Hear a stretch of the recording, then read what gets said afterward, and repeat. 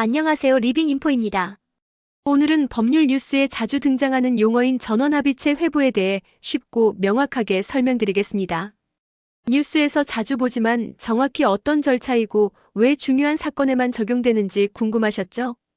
이 영상을 보시면 단 한 번에 이해하실 수 있습니다.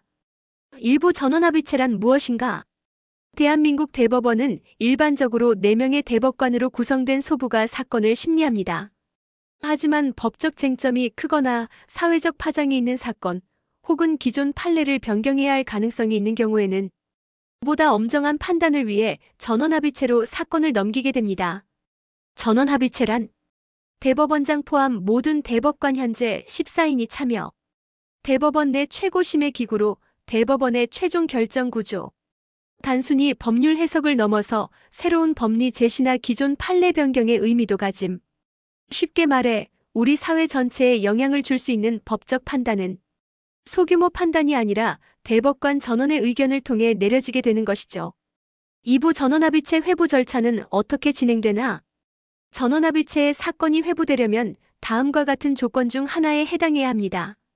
소부에서 의견이 일치되지 않은 경우, 기존 대법원 판례와 다르게 판단하고자 하는 경우, 법률 해석이 불분명하거나 중요한 법리 판단이 필요한 경우, 사회적 관심과 파장이 큰 사건. 진행 절차 요약. 소부에서 회부 필요성 제기. 대법원장이 전원합의체 회부 결정. 모든 대법관이 참여해 서명구두 심리 진행. 다수 의견에 따라 판결 합의제.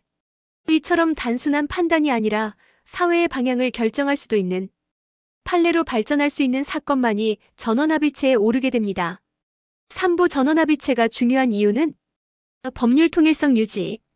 대법원은 최종 심급이기 때문에 법률 해석이 갈리지 않도록 통일하는 것이 중요합니다. 전원합의체는 이런 역할의 핵심입니다. 판례 변경 가능성. 일반 소부에서는 기존 판례를 쉽게 변경할 수 없지만 전원합의체에서는 기존 판례를 바꾸는 결정도 가능합니다. 사회적 메시지. 법의 판단은 단순한 판결을 넘어서 사회에 던지는 메시지가 될 수 있습니다. 예를 들어 언론의 자유, 선거 공정성, 표현의 자유 등 중요한 가치를 다룰 때는 그 결과 자체가 사회 기준이 되기도 합니다.